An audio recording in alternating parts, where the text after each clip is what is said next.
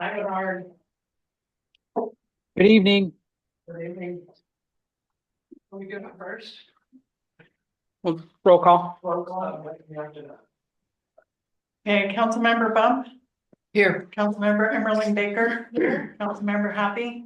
Here. Councilmember Keller. Here. Councilmember Pruitt. Here. Councilmember Seeger. Here. And Mayor Wood. Here.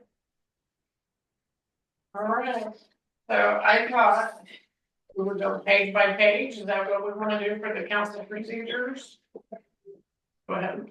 I was gonna say, I propose that I think council procedures, it's first on there, but I think we need to set a deadline when we need to be under that. Done. Move into the second. Yeah, I agree. Flip. Or do you want to flip them? Can we flip them? So we have plenty of time for our. If there's consensus too, yeah. I think we'll be able to. Yeah, that's a good idea. Thank you. All right, so we'll do the city day of the Capitol coordination. And I needed to ask again, what are the scheduled appointments? They are back to back, 2:15 and 2:30. And I believe they are on different floors, so.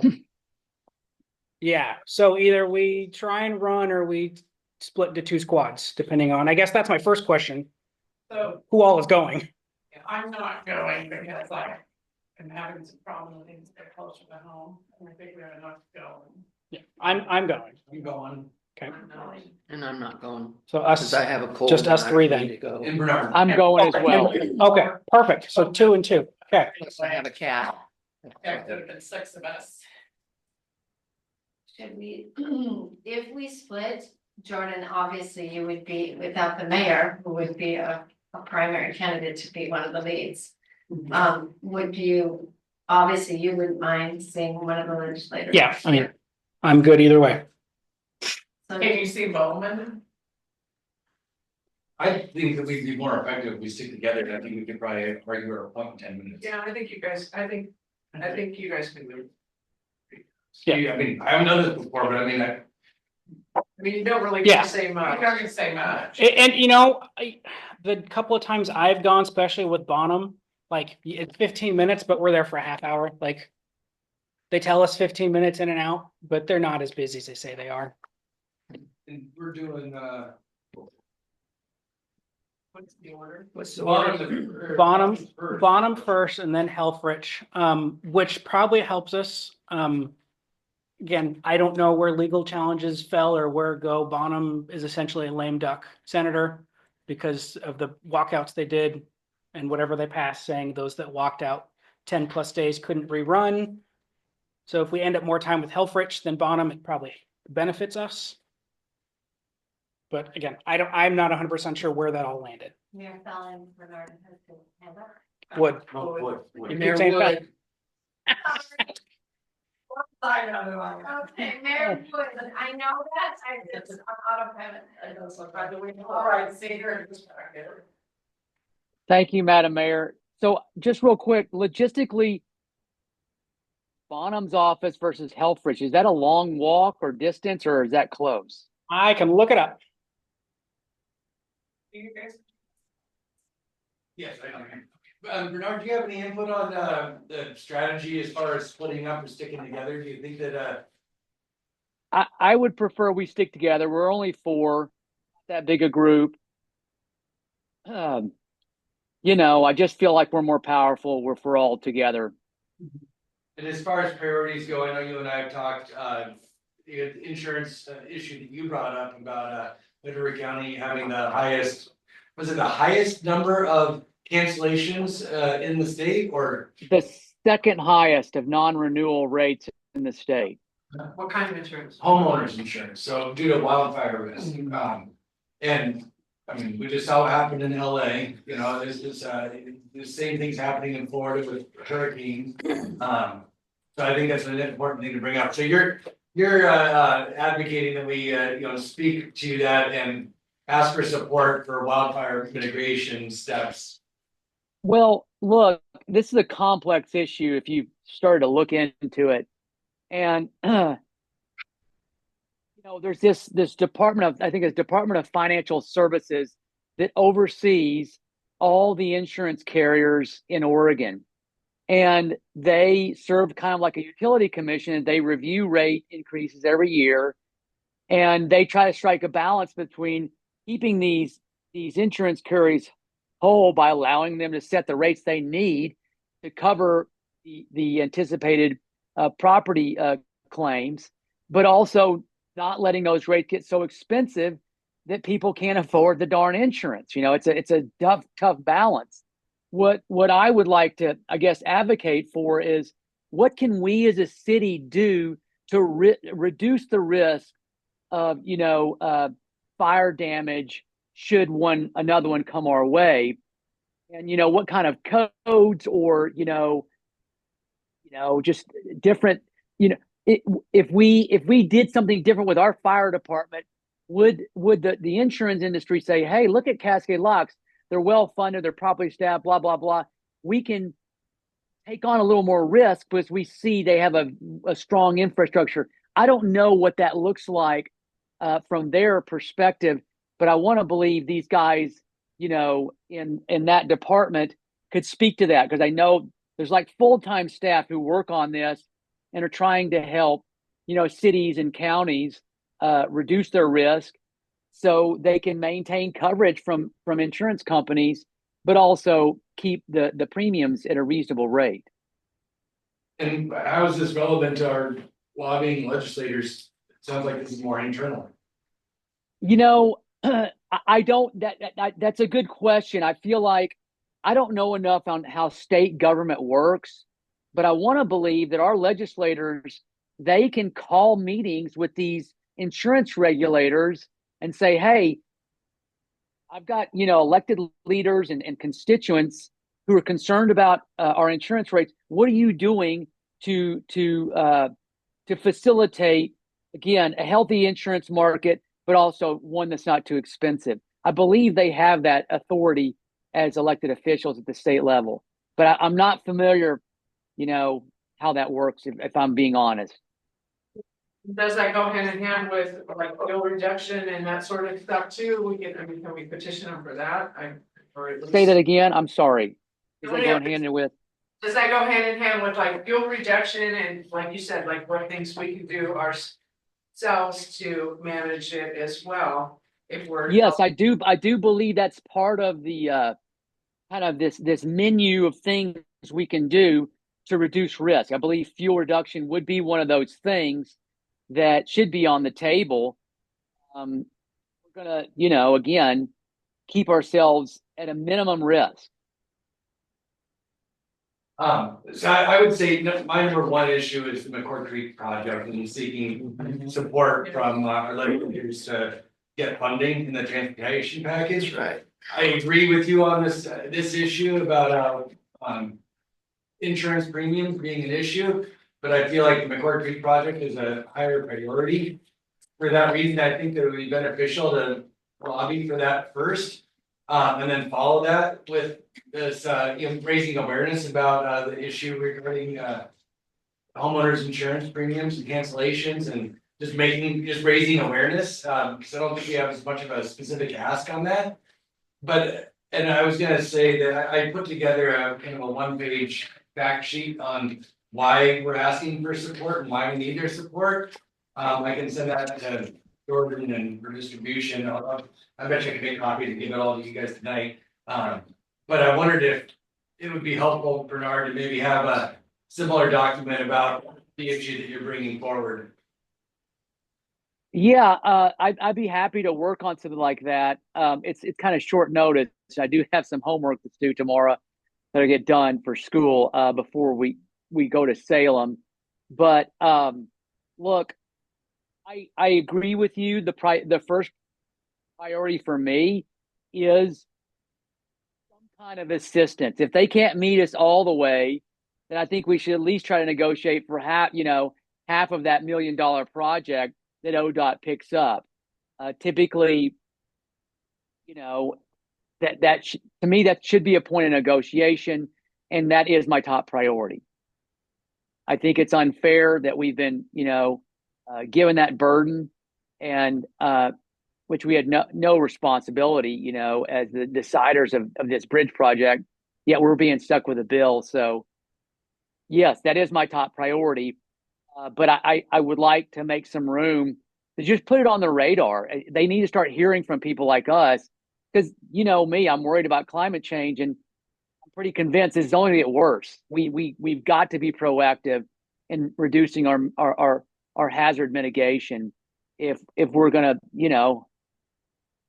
stay a healthy community that has properties that can be insured and mortgages that can be sold. I mean, and there are counties in Florida, 1 in 11 insurance policies were renewed. It's not sustainable. It's incredible what's happening in different counties across the country, and we need to stay ahead of this. That's my hope. Thank you, Eric. On the note of the fire insurance, do you think there's any room to say we need support for our fire and EMS here? Because we are looking at other funding for that. I mean, that goes hand in hand with me if we have the funding for that. And on that note, talking with Helfrich in the past, I have mentioned, I don't know if we have time, the lack of county social services in our area and or easy access to the services for our population and or transient population coming through, and we need to get them where they need to be. Do we have any time? And can we work that into our priorities? The fire and EMS. Well, and I would love to add security and police, but fire and EMS and then social services. With the legislative priorities that we've looked at and the limited time we have, I'd like to hear others' thoughts on those issues. I just wanted to mention to you guys too, that Bree from Senator Wyden's office has been in contact with me. She's wanting to set up a time where she could just kind of talk to one or two of us and then possibly get him out here for like a town hall or something. And that would be a really good hot topic for us. Or the fire and EMS and all that. I know in Leavenworth, Washington, they are a self-insured city almost, because a lot of homeowners cannot get insurance anymore. And if you go there and build a house, you cannot get insurance. So they're doing all the underbrush and doing all the stuff that they can. So if they have a fire as citizens, they're gonna take care of it, you know. But they're one that's in that position too, and they're not that far away from us. Leavenworth, Washington. Anybody else? Are you still have your hand up or again, Bernard? Yes, I wanted to respond to Baker's comment on the fire and EMS support. Look, to me, that is something that should be a conversation. I'd like to think that you had properly funded fire response services, the state, that would give insurance carriers a little sigh of relief that when they're writing these policies, that there is an infrastructure backing a fire risk reduction, because we can send out the proper equipment to put out fires that come our way. So, you know, that be could cities and counties be a recipient of state level funding for fire response services? Why not? You know, I'm certainly welcome to hearing that. Again, I don't know what the insurance company need. I would love to hear their take. It's like, if you can do this, this, and this, then I'll get 100% renewals. You know, it won't be 1 out of 68. It'll be like 1 out of everybody. You know, I'll never non-renew. You know, and again, and I can keep those premiums reasonable. So I don't understand. I'd love to know what they need from us to maintain coverage but also not kill us with rates.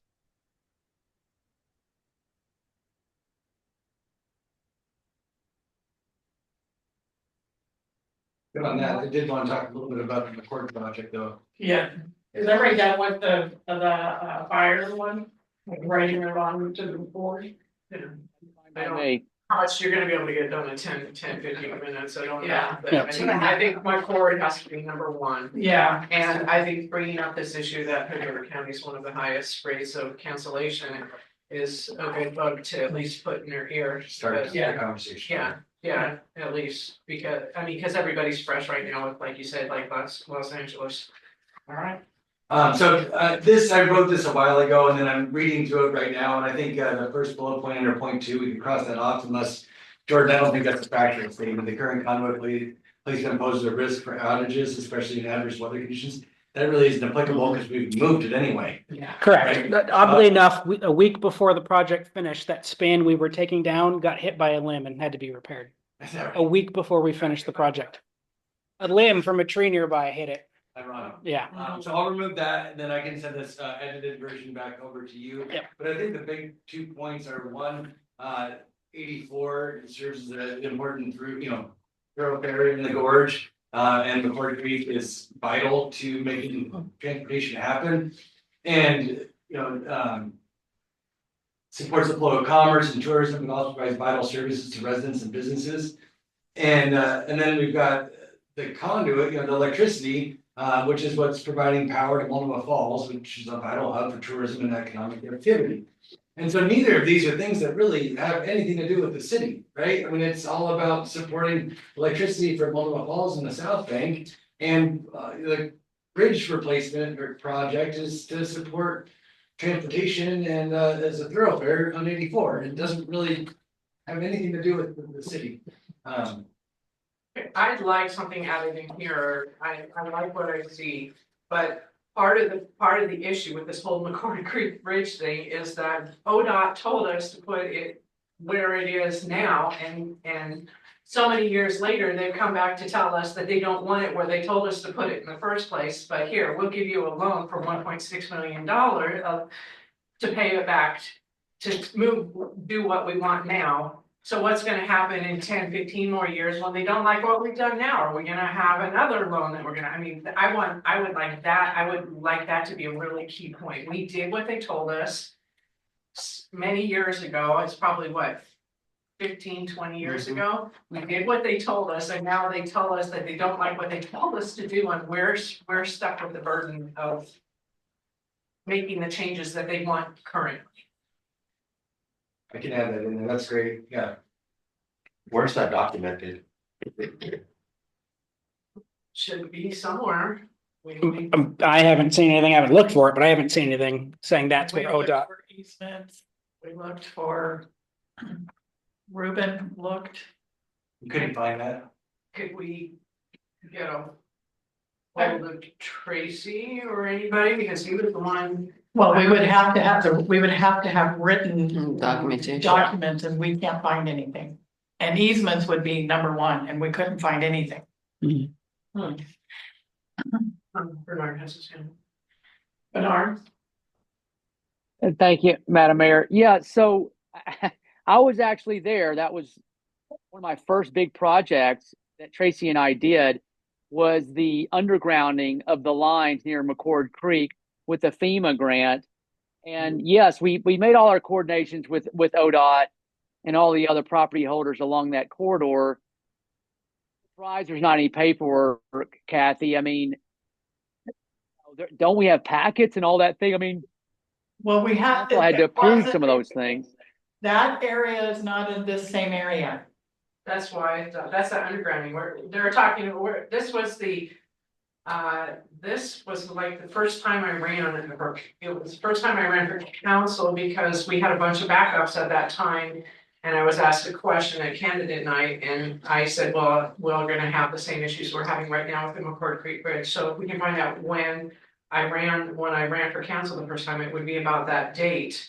This is completely separate of the undergrounding. This is the because they've redone this bridge before. This is when they redid the bridge before. upgraded it before, so that's not the same thing as the undergrounding that we did. Yeah, your undergrounding, Bernard, is a different section. When Well, you there were- was there were two undergrounding projects. But this wasn't undergrounded, this was put in a conduit underneath the bridge. Through the bridge, that's what ODOT wanted at that time. Because they didn't want hikers to be impacted or. But if I remember right, the electric utility lines that ran along McCord Creek ran above ground. When we underground the section we did, we also put them in conduit along the bridge. It was a complete relocation of those utility lines that created the conduit along the bridge. It would be, again, a construction packet, something to the effect that says this is coordinated and approved by ODOT for the installation of this work. I would argue that the having the proof is not necessarily important right now. We're looking for support from our legislators. We just have to lobby that, hey, this is what ODOT told us to do. And if we need to come up with proof, we can find it somewhere, but I think for now, we're just gonna argue that, hey, this is what happened This is what and they wanted us to and do. this is where we are. And now they want us to undo what they told us to do, yes. basically. But what I wanted to add was, look, we stepped up.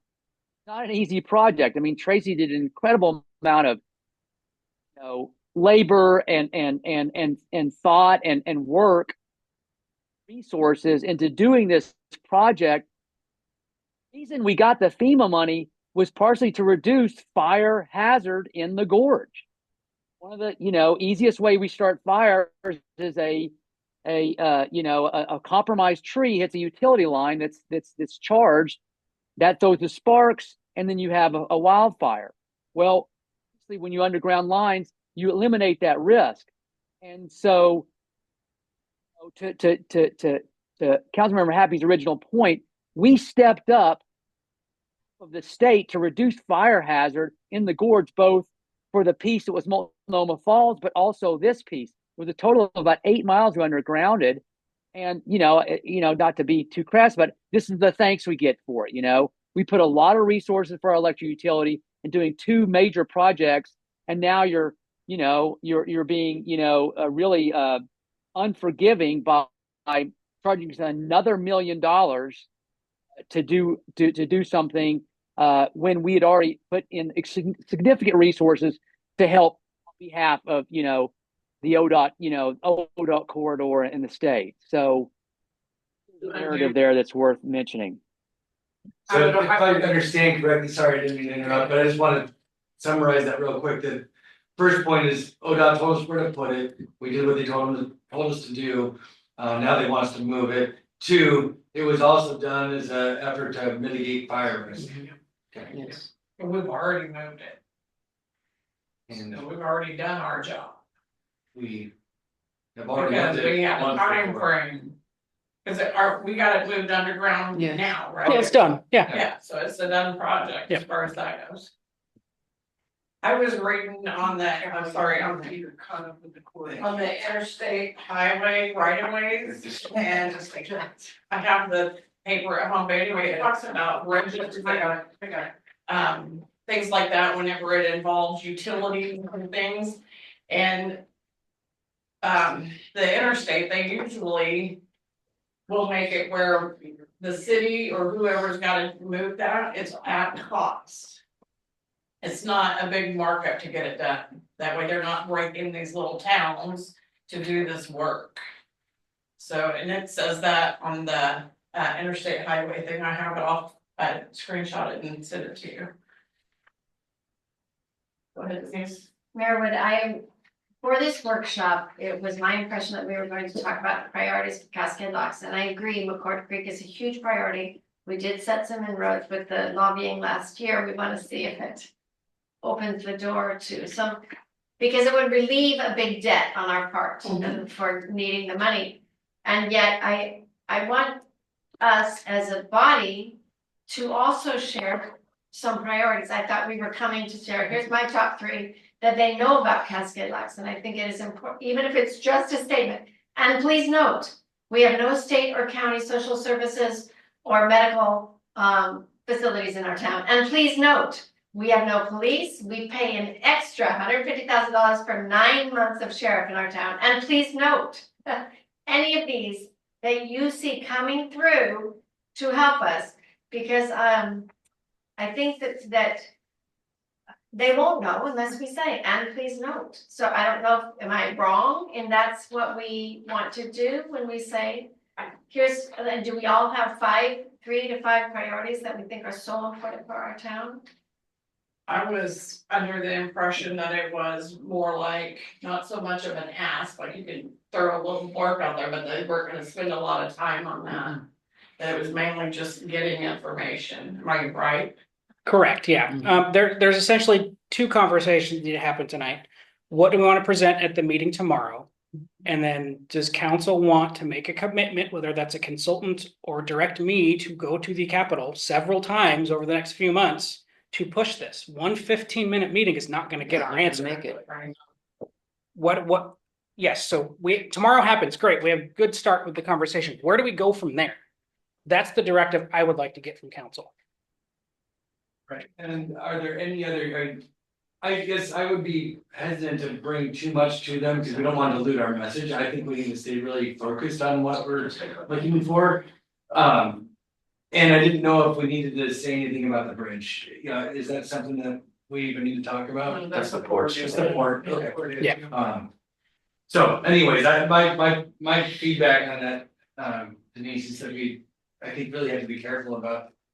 You know, I think we needed to come together about what our top priorities are. We need to do one voice, not necessarily having each of us talk about the top priorities for each of us individually, but as a council, we're trying to come up with what are the things we're gonna talk about. No, I meant that tonight, this workshop. Yes. To come up with one voice. I didn't know it had been decided that our one voice was only before. No, that was all I was bringing forward. And so Okay, you're yeah. proposing, and so just to be clear, could you restate what you were proposing? I'm proposing that we share what are our priorities beyond McCord Creek Bridge too, because we have some, but I have spoken to state legislators in a different capacity. And they do seem to listen, and it is always surprising to me what they don't know about towns. And it does take a face and a voice to help them remember. Helfrich, when Helfrich was here, speaking about some of the things that were accomplished, and he did some great things all over the county, and I remember asking, I love those great things, would love to hear them being done in Cascade Box, you know, so they are prioritizing medical services, social services. That's what he spoke about, college campus offshoot, I think he shared. So I guess that's why I said, yay, great, McCord Creek, but I think it's important to put the voice out. Here's some other top priorities our city has. And yes, I don't want to do that myself. I would want this council to agree to it. And if we only have 15 minutes, not enough time. If it goes into 30, might be enough time. That's all. I wanted to say one of the LSC's legislative priorities was transportation.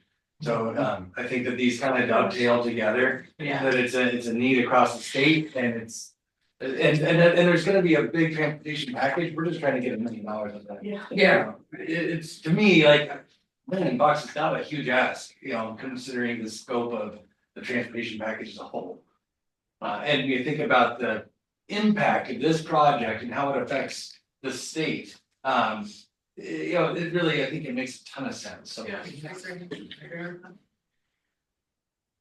Bernard, is your hand up again or same hand? Yes, it is. Yes, it is. So to respond to Councilmember Baker, a couple of things.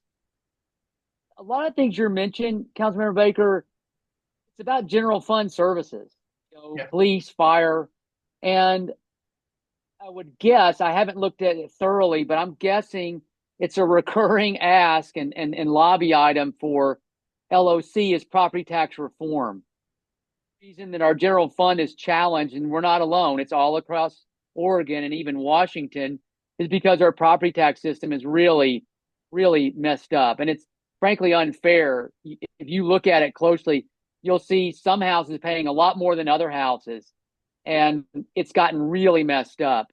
So if we had time and you wanted to make the case for property tax reform, then I think that would be a legitimate ask. And again, I think they hear that from other cities. You would find you have friendly company in that.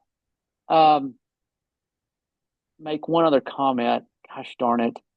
Councilmember Happy mentioned something. Oh,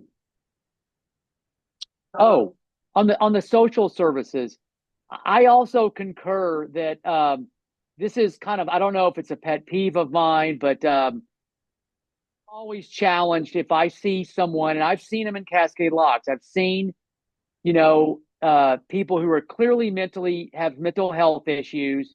They're at their bus stop. They're rocking in a strange, repetitive motion. And who do I call to have someone come and help this person? Because they're not well right there, And I actually went through that exercise. I called the sheriff's office. They said, call this other one. I called I should say 3 different agencies, and no one really had an answer for that. And,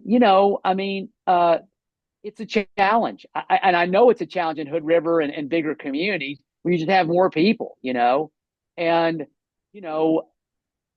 I fear that as we grow, we're going to see more individuals like that. And, we need a humane and effective system at giving them a better path than, sitting at our bus stop, just kind of wandering aimlessly. It's something that it troubles me. And I feel like cities across the country need to have properly funded services for folks like that. So they're just not, out just wasting their lives. So I support that type of rhetoric for both of our legislators saying, look, I know you're working on it, but know that it's something that's on our mind as well. Thank you.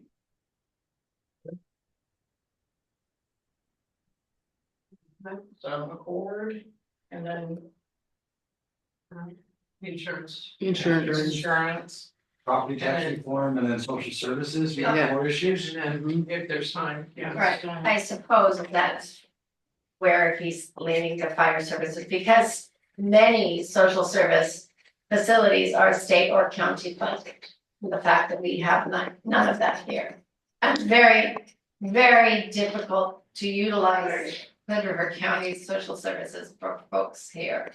Because you've tried, I've tried, you and I both together, I put together a sheet when we found that homeless couple in the red truck, do you remember? I remember. Yeah. No, they're out there. Yeah. And not have a sound system to get them in a better spot. There's a lot in our little town that we need, and our wishes and all of that. But we gotta do it one or two at a time, like babies. Agreed. Just zap it and it'll all be done, right? It's priorities. Yes. So Priorities. Let's work on this direction, what we do, what we do once we make our points known. So you probably wrote those 4 things down, Jordan, I thought Yep, you scribbled yep. as we're going through that. I can update this document and I can email that over to you tonight. Yeah. I feel like we need to have something to leave with them. Oh, yeah, give them Yeah. 1 pager. Nothing more than a page. Because even if they don't have time to listen to you, they may read that later. Is this too long? I don't. 1 page. One So I can page. get it started down to 1 page. Your font's small.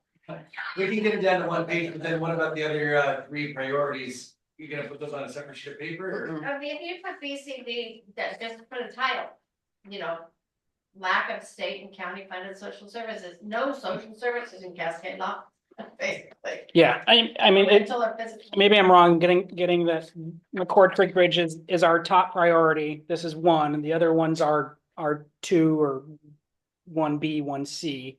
Maybe the 1 page is this, McCord Creek, and then the other 3 we just verbally mention. And as we do follow-up meetings, make sure we are repeating them and provide those 1 pagers as we go along. Well, yes, yeah. Did you have something else, Bernard? I did. The administrator's question on process for trying to deliver some of these items. You have a long session. Am I correct in understanding that? Yes. Yes. Okay. And you said it would be several visits to Salem if you're going to try to get, this ODOT funding across the finish line. My assessment that you're too busy for that. And I'd be very curious to know, do like a small contract for a lobbyist to work this issue for us. Correct me if I'm wrong, but the city light could pay for it, right? It would come from their budget. Yep. And it might be money well spent. I don't think it's reasonable for us to drop this other thing on top of you and expect it. This isn't your expertise. Lobbyists are good at their job because they live in that world. Yep. I think this is big enough. It's worth spending, I don't know, 5-10 grand on a small lobby contract to get them to work this on our behalf. Bernard, for reference, we did have a lobbyist at the small or short session last year. We spent $3,000 a month. The bill was $9 grand, I think, if I remember right. And that was a low bid. Yeah. The lobbyist. Yeah. Okay, fair enough to me. That's 10 grand. Let's call it 10 grand. That would be money well spent if we got $1 million in return. Big payout. I know we're running short on time. I just want to say, will you gonna put that on the something, because it doesn't say anything about Cascade Locks, like, there's no letterhead. Yeah. Will you gonna format it and? Yeah. Okay. Bring it up next tomorrow after. Right, yeah, After because that means you're staying late tonight, because. That's gonna be a long week. Yes. Yeah. Yeah. Did you have something, one up or we go on to procedures? I lobby, I lost it, but thank you, Mayor, when I. Just the lobbyist issue, my concern is that we're too late. We should have. had Yeah, lobbyists yeah. 2 months ago already. We should have had them 8 months ago. Doing this, I think that I don't know. Let's, I think that's a conversation for another. Mayor, what I just did want to, I remembered, I wanted to ask city administrator about it, you have been building relationships. And you know what your work schedule looks like, and we have hired one finance officer, we are hiring more. Do you feel it's beneficial to go to Salem? Do you feel you have a voice that they? I wouldn't be starting from scratch, but I'd definitely have to start building relationships. I mean, I think they're aware of me, I'm aware of them, but there isn't much of a relationship there. So it would be a lot of work. You're not for or against you versus a lobbyist. You're not saying, yes, let me do it. I mean, finance wise, I'm already getting paid no matter what I do, just some mileage reimbursement. So it'd be cheaper that route, but. But would it take away from other things we need to do here? Oh, definitely. Yeah. And I'm not opposed to going to the Salem either and talking with Tina or anybody. What we have going on. I just wanted to make sure that I had all my research done and I knew all the facts before I started talking to people about it. Do we have anything else before we go on to procedures? I think the easiest way, we guys tell me if I'm wrong, to start with page 1 of 18. Yes.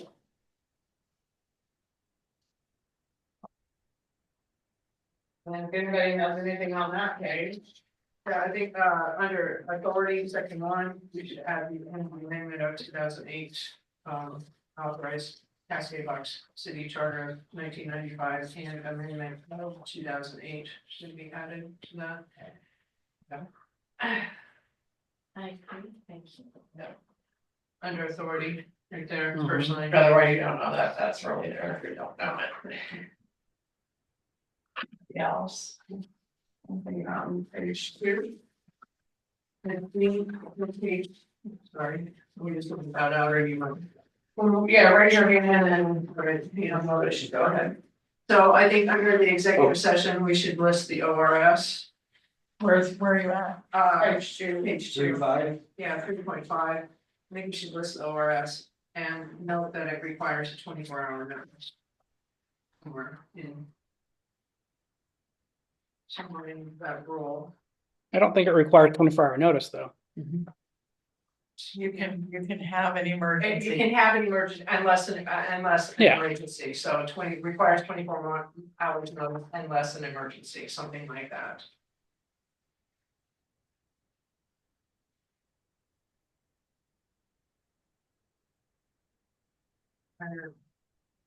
Hopefully we're not escaping from the flood. I think I lost. He had lots. Yeah. So we're on to page 3 now.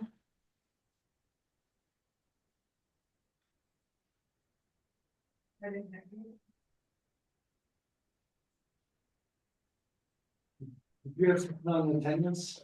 Did you note that on 3-6? Yeah, I wanna know how we're supposed to do it, by email, phone, do I call these people, how do we, what does that mean? Where are we at? 3.6. And you need to inform the mayor, you can email or call. I want it written, Yeah.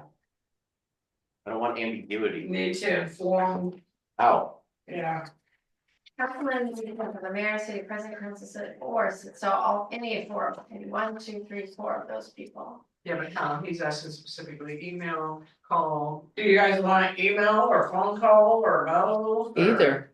Can we say email, call, text? What if you're like, Yeah, Yeah. what if you're where you don't have this? So email, call, text. I guess I don't understand why it's necessary to spell it out, I just feel like it's really, I mean, you just gotta inform the mayor, you know, if I run into you at the store, why can't I say it in person? You know, Yeah, Like, I'm not gonna make it. right, you're I right. come into City Hall and I talk to Kathy or Jordan, I mean, I think it says that. we need A to lot of people inform are us. informing them. Yes. Page 3. What was your rationale for why you wanted it spelled out? Because we sat here and argued what 4 means in terms of filling a vacancy. And I see this becoming an issue, it wasn't an excused absence or something, but I like. Do other people feel like it's ambiguous, or do you think that it's? I think it's. I don't think it's ambiguous. Right. Cause you're right, it could be in person, email, call, text, So are we leaving it? yeah. Okay, so on to 4, right? Page 4. Page 4. I just highlighted, not for any change or anything, but right under 4, where it says the public will be allowed to comment on action items and reports and presentations at the time in which these are before council. Each person will have up to 5 minutes to present their comments. I think the time is good. I think on our agenda, we're telling them that they can't. Yeah. And we learned at LLC that we should not be doing that. We can't tell them what they can share or when they can share. Where it says comment on matters not on the agenda or previously discussed. Yeah.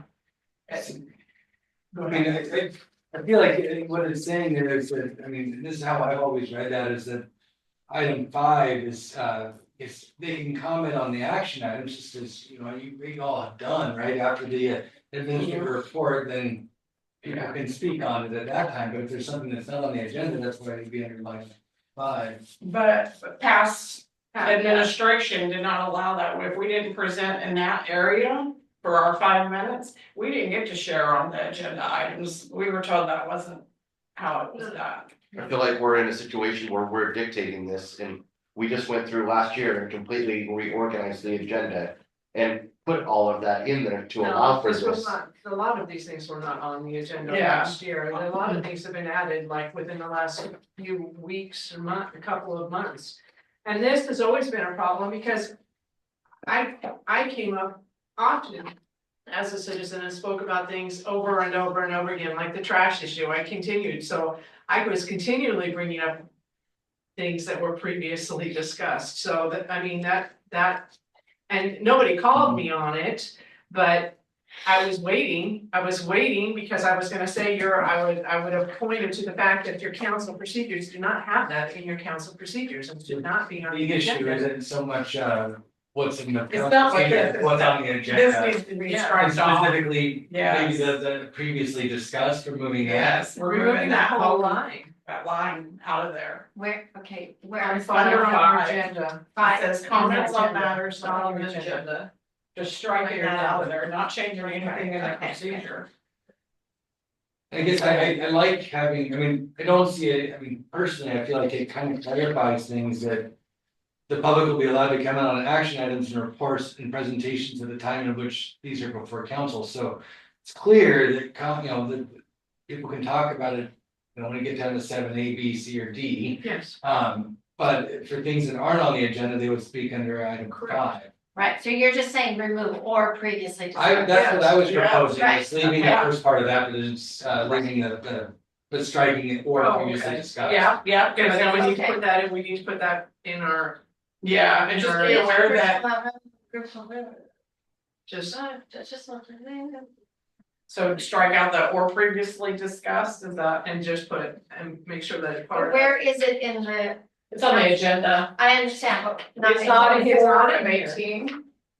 And it's right under 4, the second Mhm. paragraph. The public will be like, we're in a present to time that they, well, yeah. It's very clear. Right, okay, Yeah, doesn't say anything. So just leave comments on matters not on the agenda, where that should be added in our. everybody good with, oh, Bernard, did you have something? Sorry. Yeah, so confused. Did you say that 4 minutes or 5 minutes? I thought you said 4 minutes. And we just had this. It says 5 minutes. And we just had this, you guys just had this discussion a while ago. And it is only, I think, to me, it's only an issue when we have a lot of people here to talk, then I think we should narrow it down, and that would be at the mayor's discretion, but 5 minutes, I mean, not very many people use up 5 minutes, in all honesty. And might I suggest, I can look into the cost of somebody else. The countdown clocks that always exist so that nobody has to shut somebody off. Yes, Those exist I and agree. I've seen Yeah. them.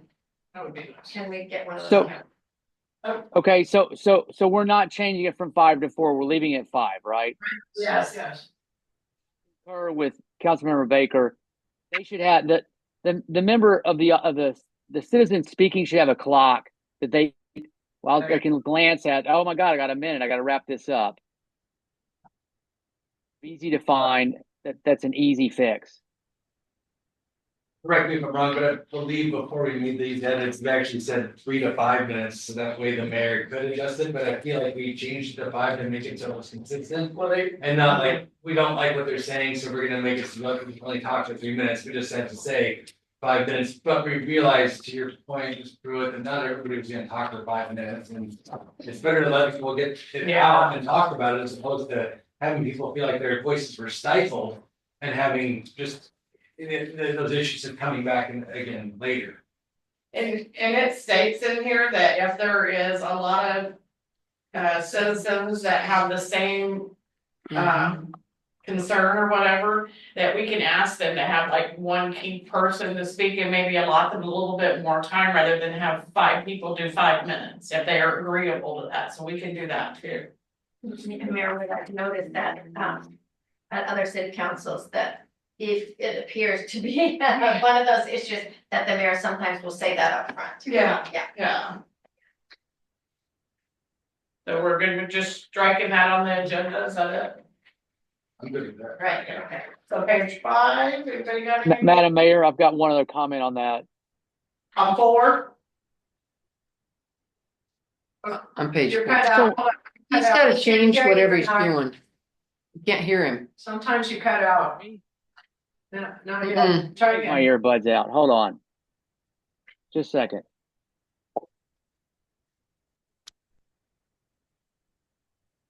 Okay, can you hear me okay? Yep. Yes. Maybe my earbuds were dying. So in the current procedures, it says the council may not rebut, there's a typo there. It says rebuttal. It's supposed to say rebut. Engage in conversation, ... I when I worked in Gresham, our mayor made a on-the-spot call, and sometimes it would say, hey, let's get staff up here and respond to their issue. And I got to tell you, it was kind of nice. I think citizens liked it. And if we can respond to it and just give clarification or say, hey, I understand your thing. I'm going to give you this phone number and you can talk to Sheldon or whoever and meet with them and they're going to try to address your issue. That can be a very effective tool in, showing responsiveness of city government to citizens' concerns. So I don't know. I feel like there should be some discretion with the presiding officer if they want to take on something that got brought up by a citizen. I don't know. I don't have any issue with them saying, hey, can we have this person look into it or that or what have you, and give that citizen a clear path to having their issue resolved, assuming it's something small. If it's big, it's like, the government's spending too much money. Okay, we're not going to fix that like by a phone call or a meeting. But if it's like a street light or something small, I don't know. I feel like it could be a very effective tool. So I would be supportive of that. That, which one, it's in 4. It's in 4. Toward the end. If it's Last done. sentence, Yeah, last sentence in number 4, Last sentence in number 4. first paragraph. All right, and the other thing in that I thought about that is the way we've always done it is council could ask questions if they needed more questions to be able to filter it, but they never made a decision. But I do believe that it would be nice that citizens that do come up here, that we do give them a response later. Because we gotta make sure we agree on it, right? Yeah. Go ahead, Denise. I'm quite involved with the City Council of Milwaukee, Oregon, and other Robert's Rules of Orders boards, and I caution this council to take that example of what Mr. Councilperson Seeger was sharing without looking at model language or because now we run the risk of sharing information that we haven't agreed on. We run the risk of prioritizing if the person talking about a UFO in their backyard is not valuable to respond to them as the person talking about the sewer spill. So we become curators of who's important to respond to. So I think it's better to leave it as it is because some of us do respond in closing comments. And yes, that means it's a long time, but I think then we run the risk of playing favoritism, who we respond to, who we don't. I like it. That way, anybody can come and share anything they want. They can tell us about Bigfoot, they can tell us about the potholes, and we don't make a comment about what they're saying. I just want to comment that I don't believe that it actually is appropriate for somebody to come and speak to us about anything they want. In fact, they are really only supposed to be coming to talk to us about things that we can legislate on, we can make rules about.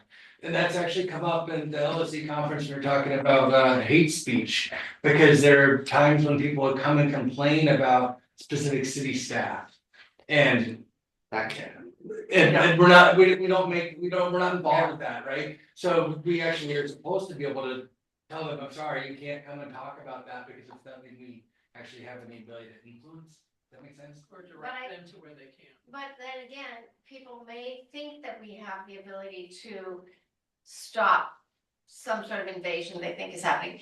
The point is, we need to be open to citizen, but no hate speech. Of course, we have that, and the mayor, the presiding officer, is able to shut that down in hate speech. But we cannot judge what a citizen thinks is important for the city to consider in our deliberations. That would be not representing the entire city.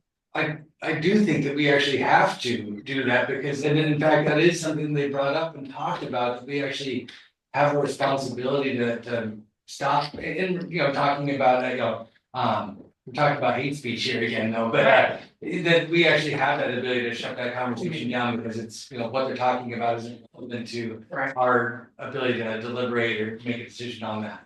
Of course, hate speech, but I've also seen in the LOC conference on freedom of speech.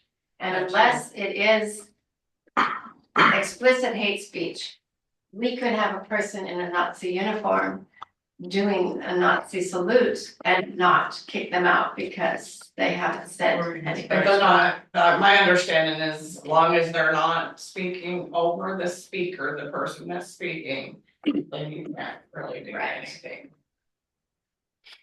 So I I like leaving it as it is. So it's just, Hold on a second. Go ahead, Bernard. Okay, yeah, look, the comments that Councilmember Baker make are very clear, the counterpoint to the proposal that I was suggesting.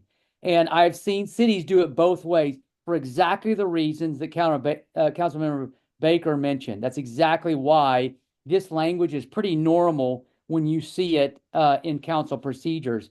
I'm just offering you, an experience that said, if you give some discretion, I think that it can be a successful, it can be a successful experience for citizens.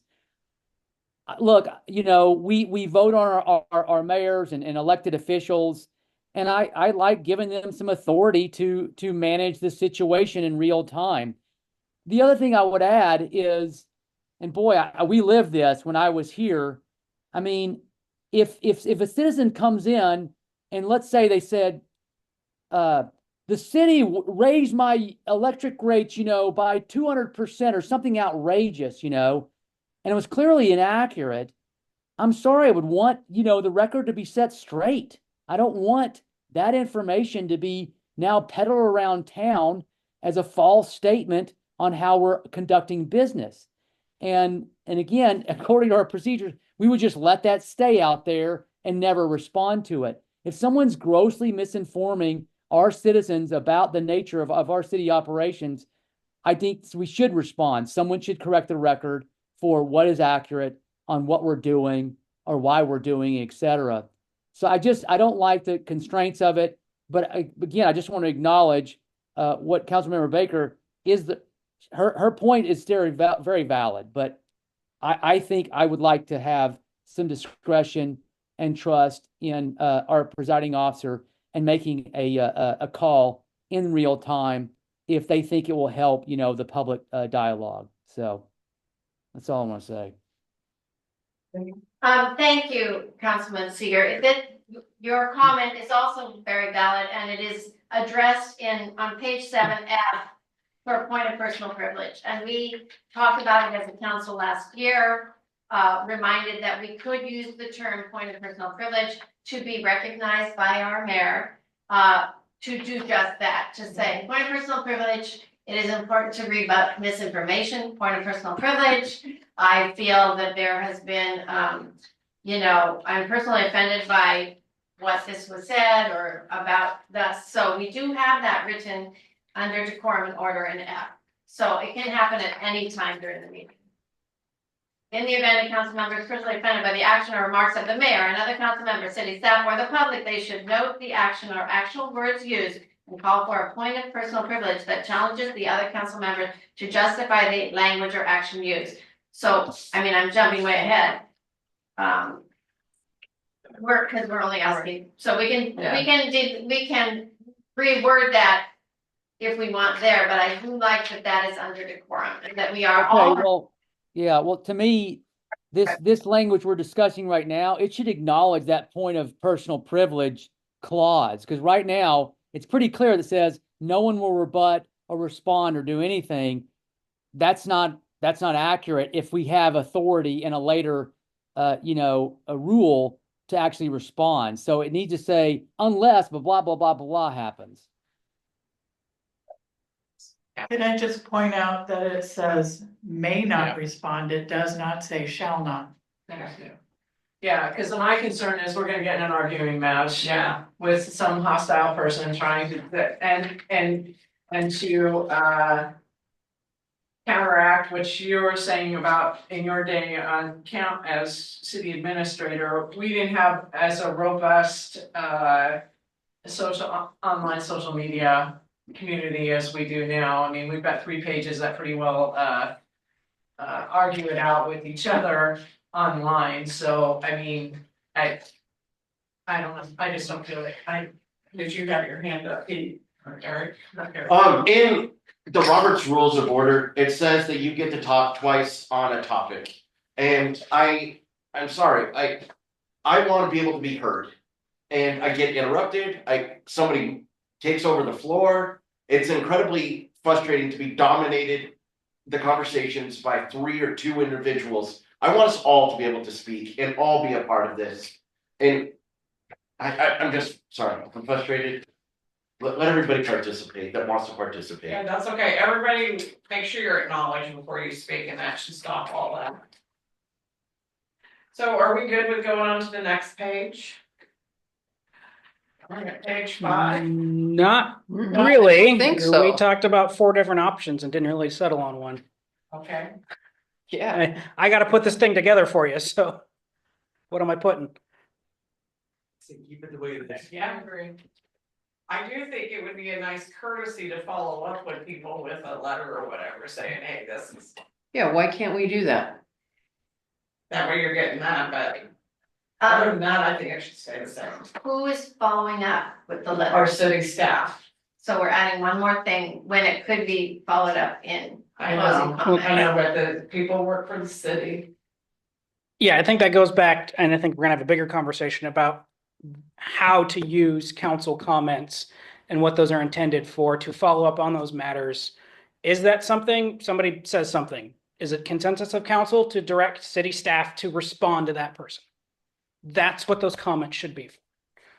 I get paid a crap ton of money to do my job. You don't have to thank me every meeting. It's my job. So, Okay, I'll thank you one time and then that'll be, perfect, I'll take it. okay? I'll do that to the whole staff, one time, Christmas card, that'll do. okay? We're leaving it the way it is. With the grammatical change of rebut. Yes, I will fix that, yep. All right. On to page 5. My issue was comments. What is a comment? For who? It says mayor and council comments at the very first thing, number 8. That's why if they go through on the agenda at the end of the night when we go around. No, okay, I know exactly what it is in literal terms. Mhm. I want to know what it is defined as Jordan says, it's for establishing policy. It's not for thinking, like, what is it for? Some of us blabber on and for 10 minutes, like, what are they for? What's the intended purpose of them? I've always, every time I've attended a council meeting, it's always been like to thank people that came and did presentations or citizens that came. Mainly they thank the staff and like when I was on council previously, Dry Creek, I brought that up every time. So if you got something that's you're compassionate about that you want to stay on the top, that's what I use it for. So I hear Dry Creek and I hear that's policy, directing Jordan to do something. Like. That makes sense, because our job is to direct policy and create policy. So what defines a council comment? I think we need to have a large conversation about that. Can I ask, so everything we do has, I mean, for council comments, it has to be something that is a policy, or is it something that was brought up to us as heard in the community, or an issue that was noted, like tonight, I saw on the way over, it was frustrating because I had a truck parked in front of us, the school crossing light, so I mean, that makes sense, that seems policy, I could. that's directing Jordan to do Yeah, that. but it was on you and your feet. Pete, what are you doing? Yeah, you. I definitely don't think it's for us all to keep repeating the same stuff that. Yep. Is just taking up time and. I'll get some hugs. Jordan, what does that look like to you, if I could ask you that same question? I mean, there are times where council has pertinent information, like did Councilor Emmerling Baker is the Main Street representative. If there's pertinent information that may in some way affect the city, fantastic. But again, it's for me, it's policy. I don't need to be thanked. I mean, I guess I can't stop you from thanking presenters, but to me, that's not the point of that. It is issues that are at the policy level that you as an individual council member would like to discuss or get consensus. Is this something we as a group want to discuss on the next agenda? One that pops in my head is a while back, Butch brought up a discussion about golf carts or ATVs on the road. Nothing went of it. There was never consensus, but that topic Where do we stand? Can we get a report on it? Is there anything we want to do? Yes, and it's something that where we can all share an idea and see if there is a consensus of something that we want to pursue. Okay. So it's something to work off of. Correct. Rather than it just be. So, yeah, AI says the purpose of council comments is to allow the public to, that's not, okay, that's, well. Yeah, with the governing body, okay, no, that's not the right one, okay. I mean, updates on how the PTO fundraiser went, that's not relevant in the meeting. It's Yeah. good for them, but it's not relevant. It's adding 3 more minutes to our already very long day. Yes. So, Denise. so not talking about upcoming events, or I know PTO coming events have been shared. If they're pertinent to city and city council, yeah, but to me, the PTO fundraiser is not a pertinent event to city council. But again, this is your body, so I just have my suggestions. And then a time limit, like what are we, 5 minutes, 3 minutes, few minutes? 3. I think 10 minutes is excessive. Yeah. There have been multiple times of over 10-minute council comments. Cause I've seen it where it's been like you're pushing 10 o'clock and you got 5 people that need to share and it's like 10 minutes and one person will take 8 minutes of it and the other 2 will just kind of skip because they know everybody wants to go home. That way we're all getting a chance to comment. Is that kind of too what you're getting to? Is that we're all Yes, it's the whole covering idea stuff? of Yeah, letting everybody have a chance to be heard. yes, If you speak over and over and over and over and over again, it drowns out my voice. yes. Or Mary Ann's, because we don't speak very often. And it's not a time Yeah, for well- debate. The debate should be, do we want to have this on another agenda for that debate? I like the idea of a timer for us too, and I would like 5 minutes, because that's what we gave the community. So, I will look into I a propose double-sided 3. timer that'll sit right there. I think we should have 3. I mean, if we can't speak for 3 minutes on things we need to do, then there's a problem. the other thing too, though, is the LLC guides you on being very careful on Yes. telling your council people what they can share and how long and all that. So we have to be really good babysitters of ourselves. That way we all have a really good meeting and we feel like we're getting heard and not frustrated when we leave here. So I'm good with whatever time. Go ahead, Happy. I like the recommendation of 3 minutes, the average person speaks 150 words per minute, 450 words is a page. Well, you. That was really fast. So number 1, I think 3 minutes is good, and 2, I think some direction on there as far as comments should be limited to X, Y, and Z, and maybe we can get some. Yeah, input I from can the city. research that, yeah. I think that's a great thought. It's really hard, I've Googled like more than enough, I mean, like it's on the LOC page, I have a hard time finding what is a direction of. Oh, LOC is not gonna tell you what to say. No, I know. Yeah. But like, what's a definition? Yeah. Like, everything comes up as like public speaking. So we're good with page 6? Adding 3 minutes, are we adding? Page 3 6. Well, okay, We're on page 5. Sorry, I have to go there. Okay, the only thing I wanna say though, Hold on. Mary Oh, Ann. no, I'm fine. I just wanted to tell you we're on page 5, not 6. Yeah. Sorry. okay, so having gone through what our agenda should look like, we have a lot of extra things on our agenda that should not be on our agenda. This whole thing passed additions or amendments to the agenda, this is not part of our council procedures. The consent agenda may be approved in its entirety in a single motion. It's not in our procedures. This whole thing about executive session needs to go Mhm, away it needs because to go away. executive session is very specific. We have to list exactly what it is our executive session is and give 24 hours notice unless, of course, it's an emergency. And we were told, I just wanna say that we were instructed by the attorney. And I forget where it came, where this came up at LOC or something. LOC, LOC said It no, came not up to do. somehow, Mhm. and our attorney said, he suggests that we put that on there. Because this is, Believe me, I don't like it, it makes. it's, Yeah. you're gonna have to, because it's awful, because it looks to me like it's a blanket we're putting on just in case we have one of these things we have to do, and that's because when we do an executive session, we do state exactly what it is we're doing and what it pertains to and what ORS it has to do with. This is not, when we, yeah, go ahead. Yeah, when we went to that LOC thing in the Dalles, they said you don't put anything there unless it is actually a meeting and then you define it. Well, Which is what we've always done. yes, Yeah. and I think that's the way it should go back But to, this recently came up. I think it needs- cause you can't, Cause you're gonna have to, if you have an executive session, you're gonna delete all that anyway, and put which one it is that you're doing anyway, Correct. correct? yeah, So save, So can't we can't we just put what the ORS numbers are for all of the not.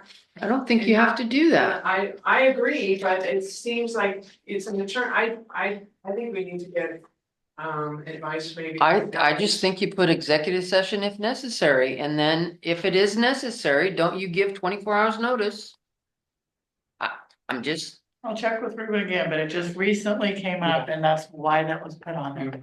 Because it was not on there before. No, I know it wasn't. before, and then rules change all the time, like the LLC says, they're constantly changing, are you on to a different one? No, and then there's other things that are on our agenda that weren't on there before. So does, Under two, Too, that's been on there for years and years and years. Yes, since Paul Cook times.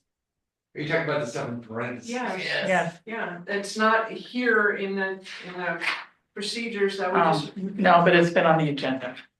I'm not saying it's been in, it's been on the agenda. But if it's gonna be part of the agenda, then it needs to I be agree. part of I our. think if we have it on the agenda, we should put it under item 2, same language. is there something that we have to It say is. that the mayor or It's in council presiding? procedures on how to add an agenda item if you disagree. May I, in my brief, Let's see, isn't it? hold on just a second, thanks, I got you. Okay, everybody make sure that you're. I'm sorry, I appreciate it. It's okay, cause I want everybody to be heard. Hey Denise. it appears that the parentheses are directions to the public. Explaining that, and somehow in the past, it may, I can't imagine they were added without cause. And if people think that those are great directions for the public, then that I see the value, but if and we can add it to our council procedures if you'd like them, but that is what it appears to me to be, the directions and explanations for the public. And Seeger, before you fall asleep. Thank you. I'm not falling asleep, but thank you. So I guess regarding the executive session, I also heard exactly what LOC told us at the training, literally a couple weeks ago.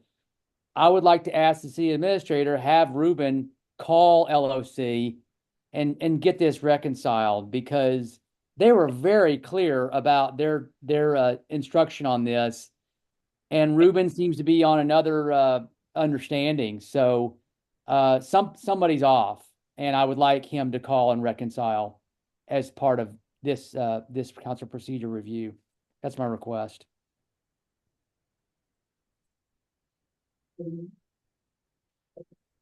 So Keller, do you understand what I'm saying here on page 4, under additions and amendments to the agenda, we do not have that parentheses here in our council procedures.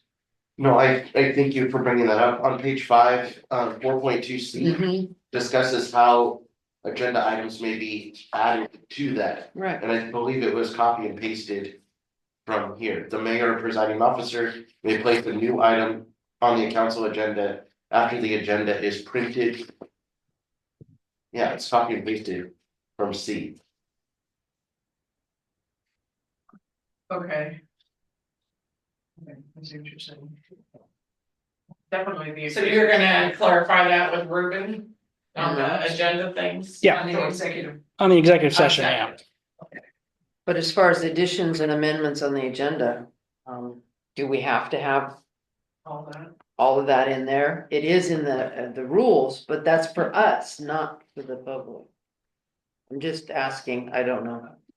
I agree. Happy. I concur with Mr. Seeger. I feel like council procedures are really something that we're looking at as a document, set that they're public, and I think it's good to be transparent for procedures for them to understand it. So I guess I'm advocating leave it there. I don't see what the harm is. Yeah, and once he clarifies it with Ruben, that'll give us a little more direction, you know, that's just, He's, all right, so, I think that was. Marion, did you have something? no, that's fine. Whatever the group agrees on. Okay. I just don't think it needs to be there, but that's my opinion, so So, I'm good. Whatever. how many people think that should be removed from the agenda? So. See, so Yeah, so Yeah, if there's no yeah. consensus, so, here we go. that's fine. All right, so are we on to page 6 now? Yes. I don't know. I don't know if I want to go that far. Tiffany, I just have a typo, I think, 5.4 under decorum and order, fourth sentence down. After council, I think that should be from, not form. Council form Yep. from, yeah. yeah. We're good on page 6 now? I did want to just add a few things about the. So I've got with me my notes from the LOC fall conference, and there were some recommendations from that about updating council procedures. And in there, it talks about introducing some pre-written scripts for managing public comment, including remaining respectful and relevant to city business. Hate speech or disruptive behavior will result in removal. So they actually said you should put scripts in there. And I felt like it would probably make sense to put that under decorum and order. What those scripts are for the preamble, they recommended putting in a warning script. I am warning you to refrain from offensive language. If you continue, you will be muted.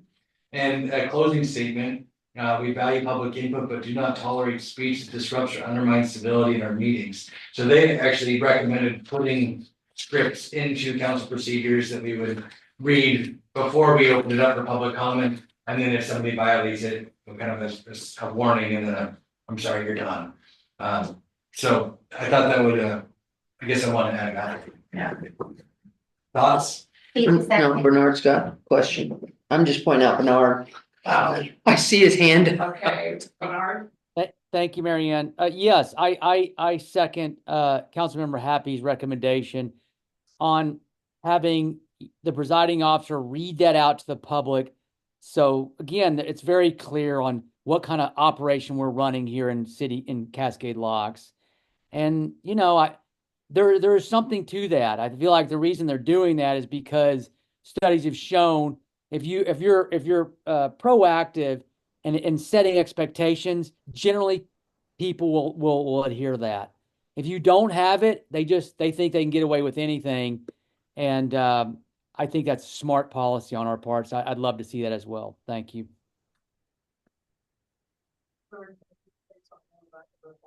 No, that's what I was looking for. Talks about more about structure. And just want to add that the forum's good for people that are here, but I think the bigger concern is the Zoom participants, and they're talking specifically about Zoom. Zoom bombing, yeah. Yeah.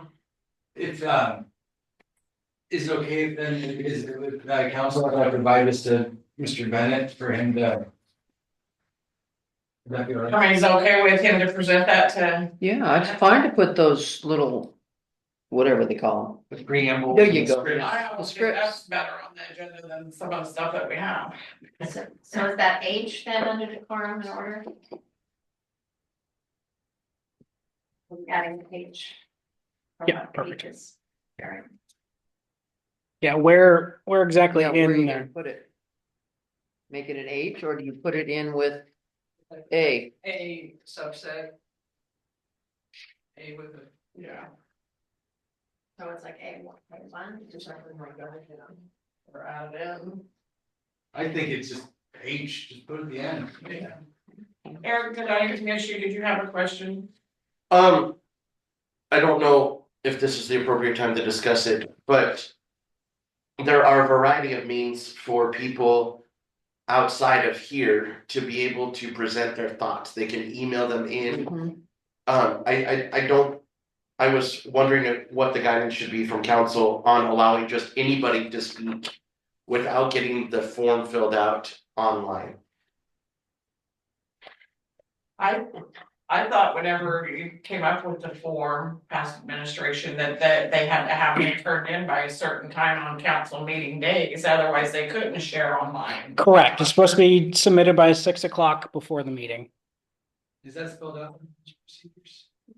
No, just in the instructions for public comment. And that actually is noted on that. Yeah. Policy takeaways is that requiring pre-registration, I think that needs to be clarified. Yeah. Yeah, Yeah. the issue is we don't have anything in electronic format set up.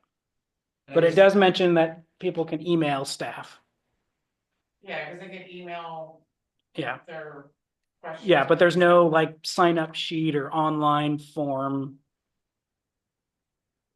Would that go under, on page 4, paragraph 4, appearances of citizens, kind of outlining the policy or? I think so. That way, it's their policy. So, your your preambles. Are there more than what's already said than in section, 5.4A?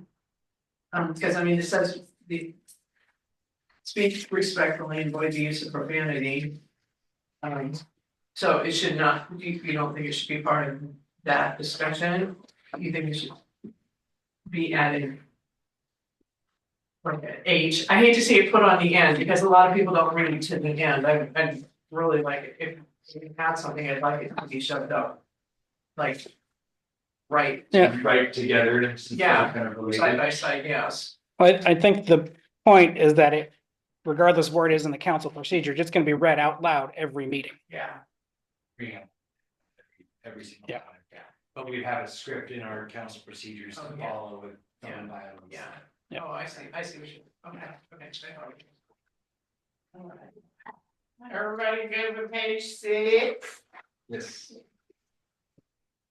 So what was that? Sorry, I jumped back to, well, to parents of interest citizens. What was that? That was that form Requiring pre-registration. for 6 o'clock and. Gotcha. So you want these instructions in the handbook? Or no? Talking council procedures. Yes. Yeah. Yeah, sorry, in the procedures. I think that's what you're saying, yes. Okay, I wanna make sure I heard that correctly. That's what I thought I understood, was that we wanted to require pre-registration. Yeah. Okay. But then it's gonna be mailed by 6, then, For electronic presentation was what I meant. so like, you're talking about a presentation and not like a community member sharing online. Yeah, somebody online needs to say, I can't make it, I would like to be a part, can I sign up? To Okay. be in a period, so it's interested citizen. Yeah, so there's not that awkward science, anybody on Zoom, Yeah. raise your That hand, way you yeah. know if someone's there, Yeah. because they will have already filled out that paper. Yep. Very good. After reading this, and this might not be the right time, but there's nothing in here saying attending remotely. Is that something that needs to be in here, that we allow people to attend remotely, and wouldn't that go in that part?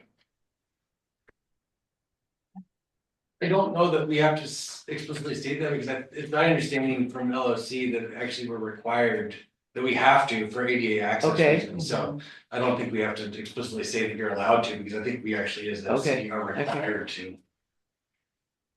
All right, Seeger. Yeah, I that was one of my notes as well. Thank you, Councilmember Bump. So, I'm in class, so I'm going to be doing a lot of my meetings remotely, and it always like, should I be telling the city administrator, the mayor, every time I'm remote or not? I was wondering if we needed some language that talked to remote attendance as a council member, but maybe that what Councilmember Happy said is the deal. I don't know. I feel like, I don't know. I don't want to be the odd person out here, but I still want to play in your reindeer games, even though I'm on this screen all the time. So I guess that's. Right, page 7. D I had, Yeah, me too. the city manager, and city administrator. That's all I have on that page. They got anything on that page? I did. Denise? So for F, about the calling of point of personal privilege, the end of that phrasing, I'm hoping is to be changed. It says that challenges the other council member to justify the language or action used when above it says offended by the actions or remarks of the mayor, city council, city staff, or public.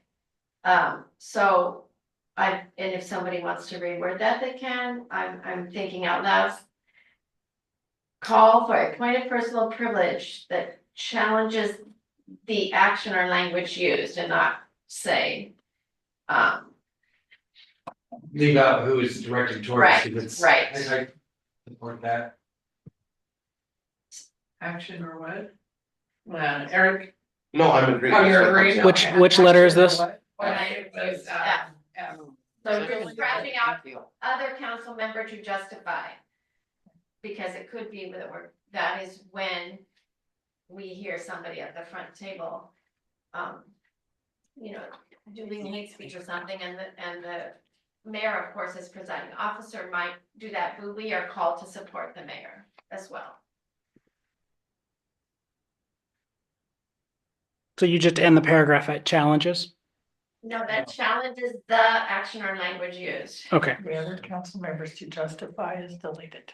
It's Okay. deleted, yeah. Oh, okay. Thanks. Thank you for clarifying that. It's a good catch.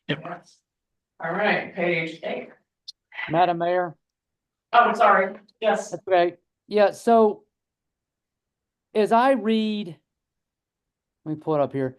As I read E and I read A, they sound awfully similar. It seems like we should combine E into A. We talked about how council members, all council members, should avoid blah, blah, blah, blah, blah. And then E, council members should not use her to speak, engage, personal attack. To me, those all belong together. Does that make sense to you guys? I think E should be merged with A. Because it's all about directing our behavior and when we address this body. Who all thinks A and E should combine? So we're talking section 6.1. No. You're saying Four. Five, Okay. four. On that other. There you go. Combine A and E. Yeah. Okay. Yeah, because it's about the same. It is a similar theme in my assessment. That's a good catch. Thank you.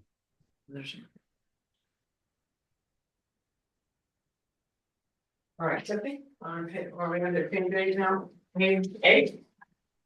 Yep, we're on page 8. Oh, so I was just wondering if we should say roll call vote. In there, What number? wait, E, sorry, E, yeah. I mean, it says it will ask for a voice vote. Roll call votes are required when otherwise requested by council. Well, because we do roll call now, I mean. Well, I mean, for years it wasn't, Yeah. and for some reason, roll call votes started to be, I and think it's for deal, ADA, I don't know. I think it's for ADA. ADA, what's ADA have to do So, with it? because if they can't see, they can hear, she'll call out the name and then they'll hear the vote for the person afterwards. So if you can't see what, if you can't see. But the mayor That would, happened- the mayor that would happened- say six Ks, whatever. Yeah, that happened when I was ADA. That happened when I was on council. There was something that we were voting on. I had voted no.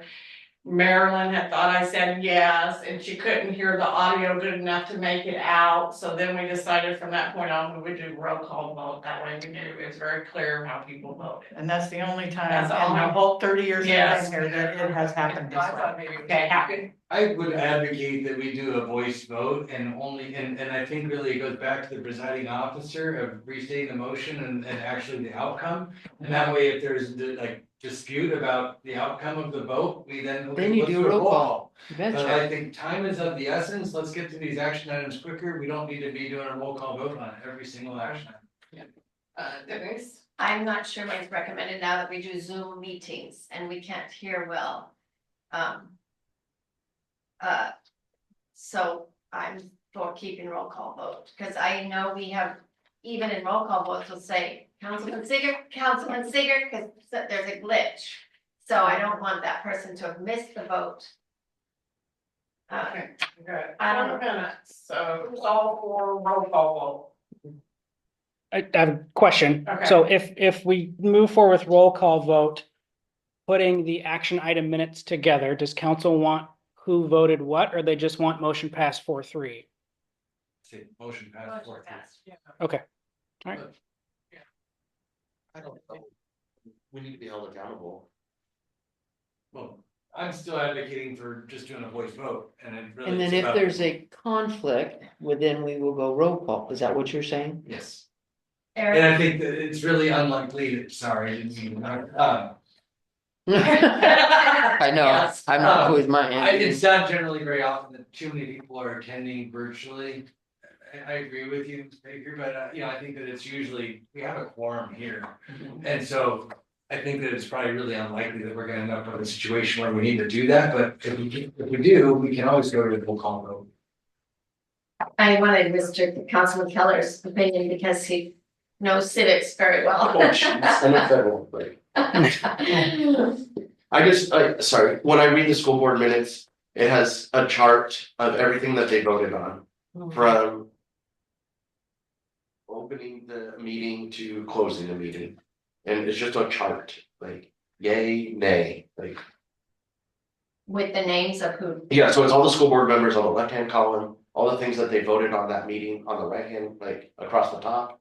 And there's an X for yeses, and that's in the minutes? yes. All right, Seeger.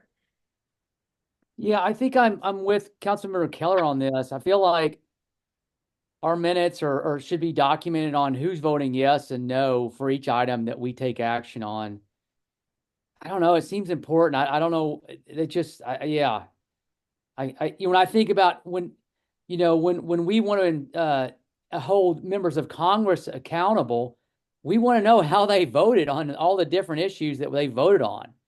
If it was just like 100 Republicans voted this way and 27 Democrats, you wouldn't know who did what. I think we should be documenting that. I'd be surprised if that's not required, but I don't know. That's where I'm at. I just would like to say that our charter says that each member's vote has to be in the minutes, so it can say, we don't have to do a roll call vote, but the minutes have to say Seeger, Pruitt, Baker voted yes. Okay, that's what I want. That's what I want. That has to be As long as we're recorded. having that, okay, then I'm less concerned about whether we do roll call or yays or all that.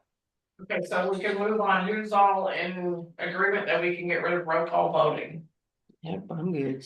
So not get rid of it, says as it is, roll call votes are required, but if a council member. Yeah, if council Yes. members request it. Yeah, if they request, but we're not gonna do it every time. Who's all good with not doing it every time? Okay, I'll go. All right, you got all of us. Does that mean tonight even? Yeah. I do a cheat sheet. Well, if you're I mean, considering this. technically, being- this is, yeah. This is the I rule. just point out for B8, if I may, I didn't ask to be recognized. B8. 8B. 8B. You're We're not on it. Page 8, sorry. Oh, So 8, under 8B. section 6B. Okay, okay. Because I think we violated this procedure last meeting. Council members should clearly and concisely state their motions. The mayor presiding officer will state the names of the council members who made the motion and made the second. The mayor may make a motion or a second provided that they first designate the council president or in their absence, a senior member of council as the presiding officer during consideration of the matter. So just hoping that that will be an amendment to our agenda tonight to revote. Yeah, we were gonna talk about that one. Yeah. We vote on what? On the council president, because the mayor made a second without following our council procedure as stated in B. Cause I should have pointed out designated the council. The presiding officer is Yeah, the which senior member. was Pete Happy, because he had a name tag that said that, but. We gotta get through this stuff. Okay. Let's go to the next one. Any more on page 8? All Right, 9, Madam Mayor, I'm sorry.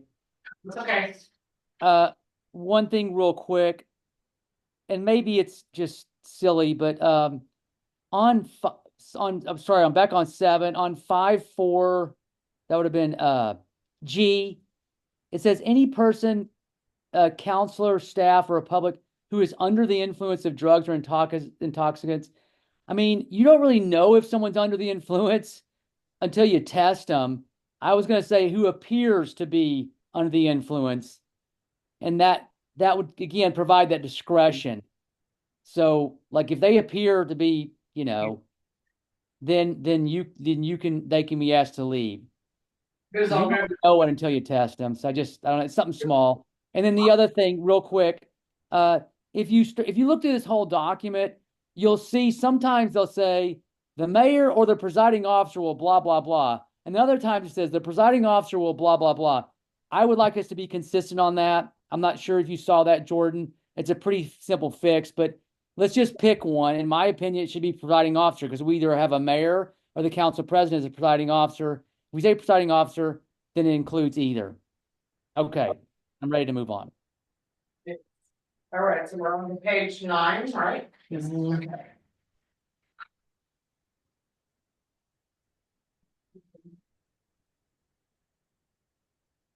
And 10? Okay, 10, I do have some things. Just a minute, oh, What are you on, Karen? on 7C, I think Bernard had I something. did, yeah, let me see what I'm writing. Okay, individual council members, hold on, let me pull it up. I think you wanted it to say counselors. Will not direct staff. If I remember right. Where? 7, section 7. Oh, no, I think it should say, it should say individual council members will not direct Okay. staff to take. Council members can direct staff as a collective if they have 4 votes in agreement, but individuals cannot. So that's my change. Adding individuals in front of council members. Oh, that's right. I Isn't see it it now. the, without the approval of the majority of the council? Yes. Oh, Yeah, the individual. I don't mind. And Thank you, Councilmember Bump. Yep, All right, so. Page 10. So page 10 has to do with media. So after the last meeting, I got a email from Nan Note Boom stating that she had a request that when you workshop with the council over council procedures, could you possibly ask them to discuss an expectation for checking their and replying to emails? Y'all's meetings are on Tuesday, and when I have questions, I try to send them within 24 hours of the meeting, but if folks do not check or respond to emails, I have to put that in my article and it just looks bad. So I don't know, and then something else I would like to add after addressing that would be, maybe when we do respond to the medium, should we filter our responses through maybe another council member so that we can make sure that we're. What is the procedure? There is, on page 14 is all about sorts of media. We haven't even got there yet. Oh, okay. Because this one has. Oh, and media. Okay, sorry. Yeah. So does anybody have anything on page 10? No? Bernard did. Yeah, let's see, 7.3G.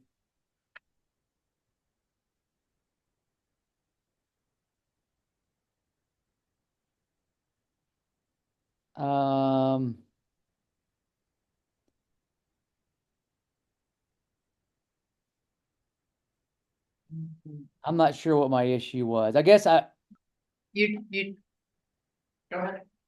Bernard, according to your list, that's on the next page. So we're done with 10, Yeah, 11.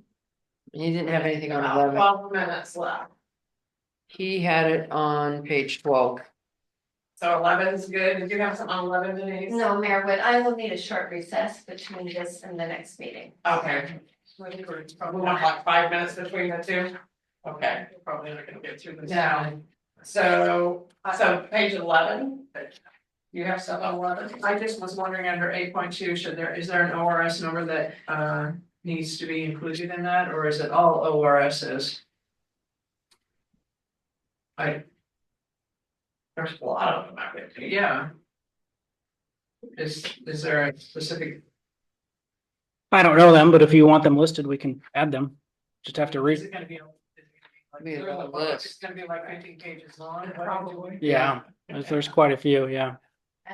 They might change. Yeah. Sessions. I'm okay with just leaving it as ORS. All right. So you have 11. Yes. All right, page 12. Very good. Bernard had something on page 12. I do too. All right, hold on, let's see. I'm sorry, who are you? You go first while he's looking his up. On the filling of vacancies under C. Is it the city administrator's job to set the procedure for filling the vacancy? Where's that at? Under C. Filling vacancies for committees shall be conducted in accordance with procedures established by the city administrator and approved by the mayor. Seems to me that's a council. I think that's just talking about posting. Yeah, I think it's more the logistics of Yeah. performing it. City administrator getting it to the mayor, and the mayor gets it to you guys. Yeah. That's always. Posting it downtown, putting it on the website, social media. Yeah. Oh, okay, so then posting should be in there somewhere. Posting about. It does, it says Well, it posted. says right underneath. Yeah, posted at least 2 weeks before the vacancy is filled, Where's that? right underneath there online. Yeah, I see that just the procedure. That's all part of the procedure, Councilmember Pruitt. That again, the mayor has final approval of. You know, he's reporting to her and she goes, yeah, or hey, I want to add this to the process. There's a good check there. I don't know. Again, should that be presiding officer? Yeah, that's one of those things, should be either presiding officer or mayor/presiding officer. I think it'd be simpler, but yes, that's another example where that would be a thing. Any more on 12? Yeah, so I've got mine, just real small typo, 10.3B2. There should be a comma after generally. If you read that, it reads weird without the comma. Yes. You see that? Generally, Oh, temporary, yeah, it's generally comma, temporary and company, blah, blah, blah. Okay. Is that, hold on, happy and then you Denise? I was just gonna say under C, filling vacancies for committees, that's one place I feel like it should remain mayor, because I think that's actually Yeah. part of the mayor's responsibility, is not the presiding officer. Yeah. Okay, good catch. Agreed. Denise? And under committees, or 10.3A. We, am I in A? I messed it up.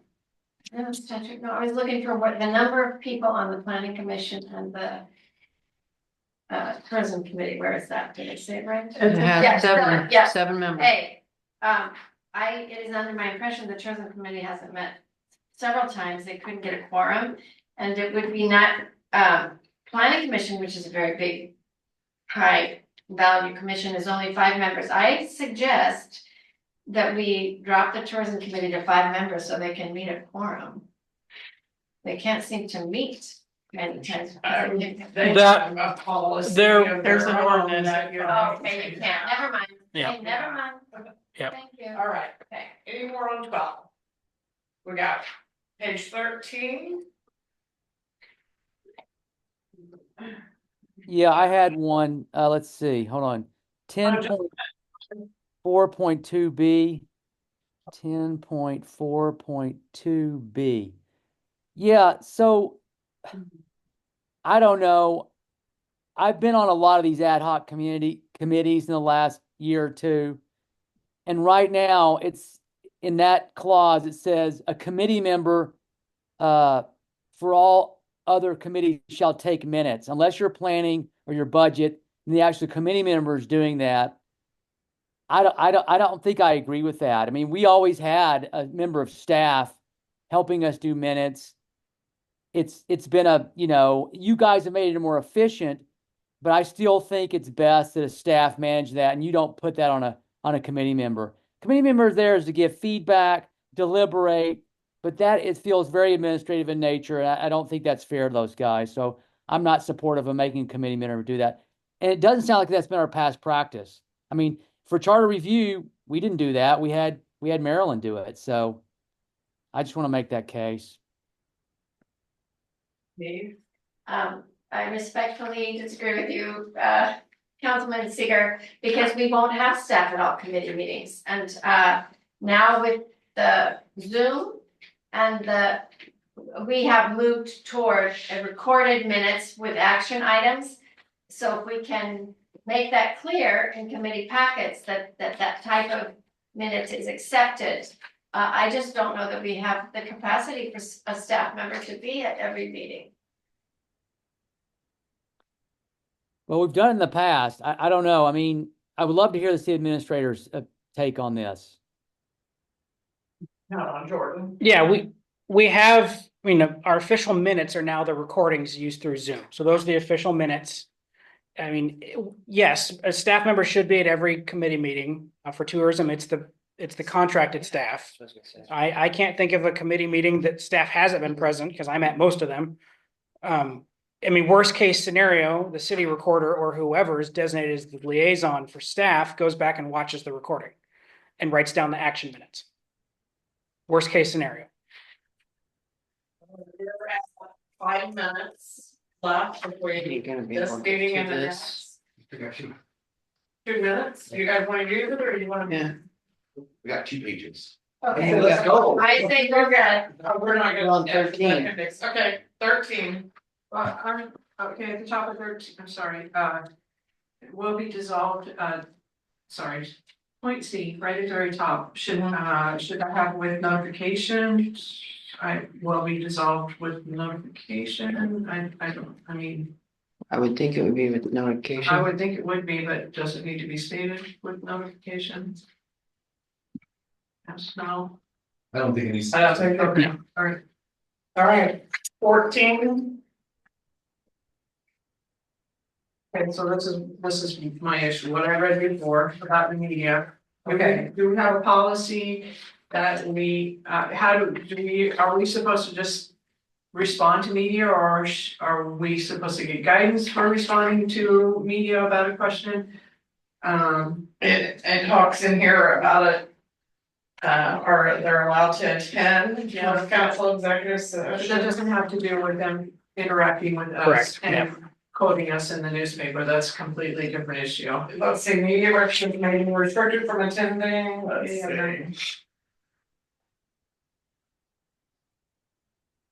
Can I copy? Yeah, you can call me. So my feeling on that was we can always, as a citizen, we can comment, our own personal opinion, but we can't make comments or speak on behalf of council, Understood, right? understood, but Is there a specific example that we can? well, I think, that if this, from the last meeting, Ms. Nobu wanted to know specifically why she wanted. A forensic audit. Forensic audit. She said that it's usually because of fraud and all of that, so she wants. So, And I did not respond to her right away because I needed, needed time to think about think it. about it, guidance and all that, so. That's why she sent the email. We're not gonna have 5 minutes. Nope. I just want to personally say that I would be very cautious of ever responding to me without saying, well, I, Denise Emery Baker, think, and this is my opinion, and the forensic audit, if I were the mayor, I would check with city administrator and our attorney before I answer that question, but you, again, not sharing city information on the Canadians. Yeah, but I'm sure she was calling that as the mayor, requesting that, so I think we have on that, and then maybe, Yeah. Do we have to do an adjournment for the? No. workshop? Meeting adjourned. So Okay, meeting Yep, adjourned. don't have to vote. when do we finish this? Thank you. Probably at this point, Hey, council comment. Come back to Say, this, when do circle we back. finish this? Cause we don't have that much to Yeah. go. hey, Jordan, Yeah, real quick, where are we meeting tomorrow morning? same